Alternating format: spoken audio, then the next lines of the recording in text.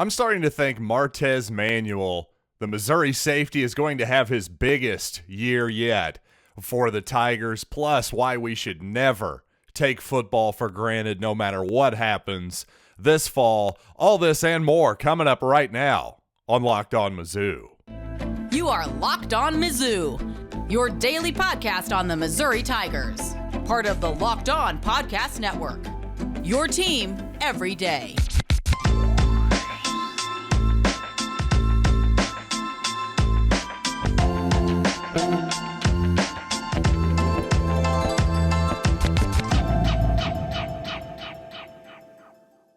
Hey, all you true sons and daughters, I'm John Miller, your Mizzou mafioso and the central scrutinizer of Missouri Tigers football and basketball 5 days a week. And I'd like to thank LinkedIn Jobs for being the official college football recruiting sponsor across the Locked On College Network. LinkedIn Jobs helps you find the candidates you want to talk to faster. Post your job for free at linkedin.com/lockedoncollege. Terms and conditions apply. And yes, the season under a week away now. I cannot wait for it. I got to say, big 2 thumbs up once again to Desiree Reed-Francois for getting this game moved up a couple days, not only for some extra time to prepare for Kansas State, but also a night game as well. It's going to be a hot one, I do imagine. It's going to be about 90 degrees this weekend. Who needs to just bake in the sun all day? Honestly, if I had my druthers, all of these September Missouri football games would start at about 6 o'clock or so. Why not? It's going to be hot. Let's have them at night games. But hey, then the rest of the year, once the calendar flips to October, how about the traditional 1 p.m.? Of course, we're never going to get that. All of the now streaming wars, eventually the SEC and, of course, Missouri will be involved in at some point. So, of course, the corporate overlords will tell us when we get to kick off. But that would be my perfect world. But you know what? I digress because I want to start off by talking about Martez Manuel, of course, the former Rockbridge product, Missouri safety. I really think he's going to have a massive, massive season this year, the more I think about it, because I think he should absolutely thrive in this new role in Blake Baker's defense. Because guess what? This is what Martez Manuel does best, because in this star role as the third safety, well, Martez is going to be roaming around the line of scrimmage a lot this season. And you know what? For a guy who maybe is, 210, 220 pounds, not the most massive guy in the world, maybe he's smaller than that. I'm not even sure. But he brings a wallop. He can absolutely hit. He likes to hit. He loves to get his nose into the action. You can tell that.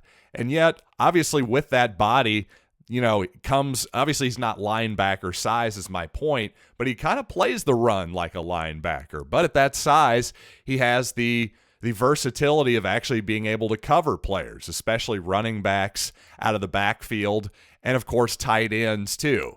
Now, to me, the Missouri defense, we're going to need that extra body close to the line of scrimmage. I think this change, regardless of who the defensive coordinator was going to be this season, was really necessary because at times, lots of times last year, let's be real, that Missouri defense left a ton to be desired, but just especially the RPO game and the quarterback run game and just, of course, the running game in general, Missouri was just getting shredded in the early part of the season, and just having another body on the line of scrimmage instead of a slot cornerback in Chris Abrams-Drain, who was really good in the passing game, but not exactly the tackler that Martez Manuel is. That's nothing against Chris Abrams-Drain. This is more of just a compliment toward the type of player that I think Martez Manuel is.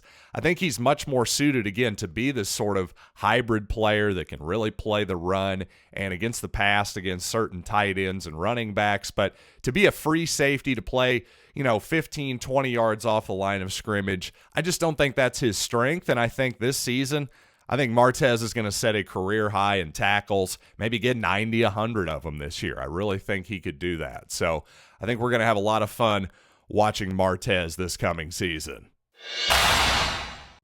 Now, of course, this is the time of the season for optimism for just about every football program in the country. But let's forget about wins and losses for a second, because obviously the last few years, Missouri hasn't gotten off to the greatest of starts, and well, a lot of the interest and excitement around the program has tended to fizzle out by the time we turn the calendar to October. But here's my advice for all of you if you're football fans, and this is why I never check out of a Missouri season regardless of how it goes, because by God, we get to watch football again on Thursday. We should never, ever take it for granted, because I can remember it was 10 years ago, I'd say, when it really felt like there was a huge contingent, or at least movement of people, maybe perhaps a loud minority in retrospect, but a bunch of people who basically wanted football to go away. And certainly, there's been a lot of changes to the game over the last 10 or 15 years related to concussions, and just obviously we as people have figured out a lot of things that seem kind of obvious in retrospect about concussions and all that good stuff. And the reality is, yes, no question that the game of football can be brutal. And by its nature, it's violent and mean and unforgiving and all that kind of stuff that certain people are just not going to be drawn to. But you know what? Also, obviously, there are tons of people, including a lot of young men from often disadvantaged backgrounds, that are drawn to this game. A lot of hard young dudes that get sort of drawn into the vortex that is what we call American football. And you know what? For as brutal and violent as this game can be, it's also the type of game that will bring a hard young man like that to tears. And not just because of the thrill of victory or the agony of defeat or injury or any of that stuff, and all of that's certainly part of it, but also just the camaraderie of having a bunch of other young men who are your teammates, people who are relying on you, people who you're going to use an inelegant analogy, you're going to war with them. You're putting your bodies on the line in some fashion. I'm not trying to compare it to actual warfare. But again, football, a brutal and violent game where young men do get seriously hurt, injuries that can last a lifetime. But really, it's all about that camaraderie, and it is about just taking young men and molding them into real men, and to taking that toxic masculinity, as it were, out of young men and teaching them what real manhood is all about. And so just that process of seeing guys grow up, seeing just all these different personalities, and really just I also just have a deep admiration for just how tough these guys are, their athleticism, obviously. But, I know I'm rambling here a little bit, but I do want to say that I'm very aware that in this aspect, in this realm, I'm not a football player. I'm not in the arena. I'm just a critic. And you know what? Coming up, there's a great poem, actually, by former president, at least credited to former President Theodore Roosevelt, that actually fits this theme just perfectly, that I want to share with all of you. But first, I want to tell you about BetOnline.net. And yes, for whatever reason, the Tigers remain off the board over at BetOnline.net. It seems like just about every other Division I team is there. The Tigers were 5.5, plus 115 if you went over. So not sure what's going on there. Is there some information that the people over at BetOnline online have that I don't? Not so sure, but either way, whether you want to bet on the Tigers, you want to bet on Major League Baseball, maybe you're a Cardinals fan, NFL, NBA, hockey, they've got you covered over at betonline.net with live in-game betting, scores, even podcasts. Yes, they truly have you covered with anything you could possibly want over at BetOnline, where the game starts. Thanks again for making Locked On Mizzou your first listen every day. The ultimate college football preview is here. 7 episodes, jam-packed with college experts, local team experts, Odyssey college football insiders, everything you need for this upcoming college football season in one handy-dandy spot. So just search for Ultimate College Football Preview on your Odyssey app, YouTube, or wherever you get your podcasts. So, as I was talking very much at length, I suppose, in the first segment about why I love football and why I sort of feel bad at times for even doing this podcast, because guess what? Who am I? I'm not in the arena. I'm just a critic, right? But then I remind myself, hey, don't be so hard on yourself. You have plenty of critics too. You know, this thing really is a show. That's all this is. It's supposed to be fun. And I just want everybody to know that I'm very aware that the real important stuff is what happens in the actual arena.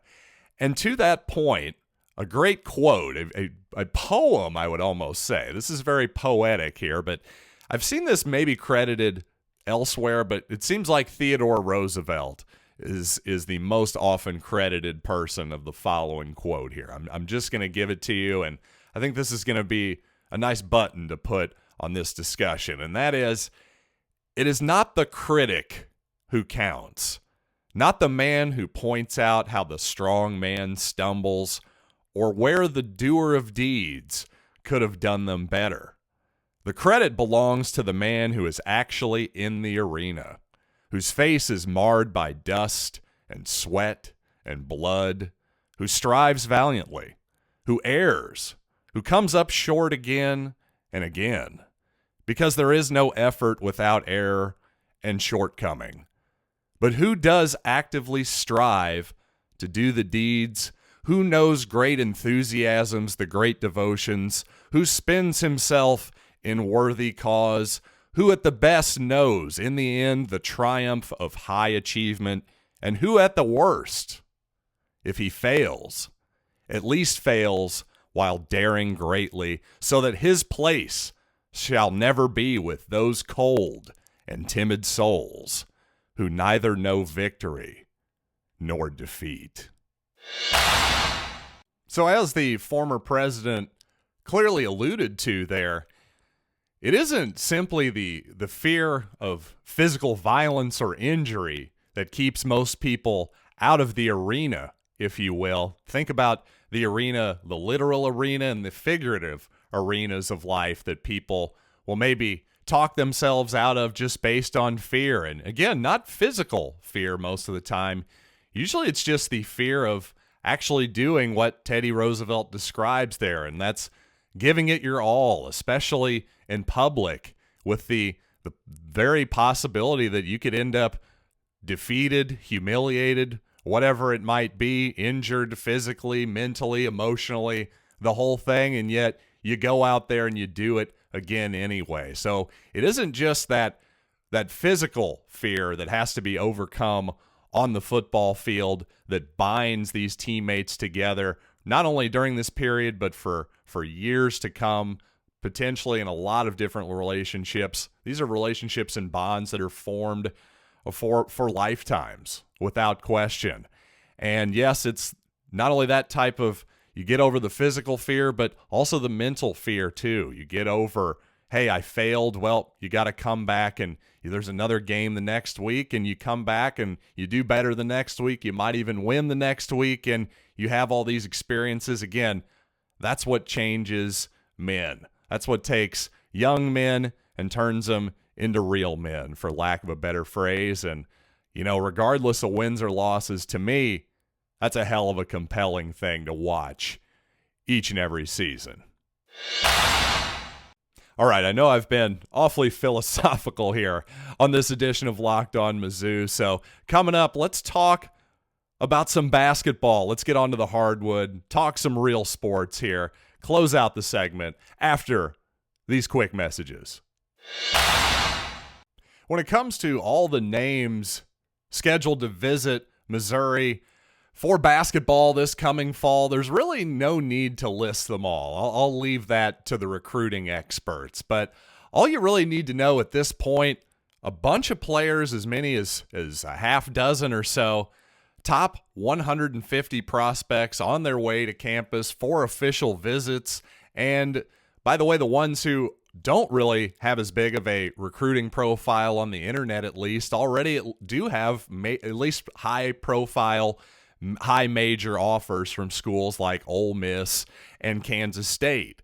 And by the way, Dennis Gates, of course, already off to a nice start with Trent Pierce and Anthony Robinson already in the fold, a couple top 150 players right there.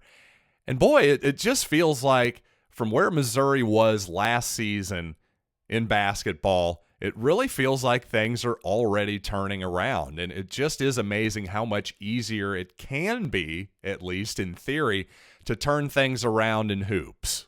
Again, at least on paper, right? We obviously still need to see results. We haven't seen a single basketball game yet, so obviously I don't want to go insane here. But the picture went from bleak, I would say, at the end of last season, possibly to be kind there, to one of cautious optimism, at least for me, in a real hurry.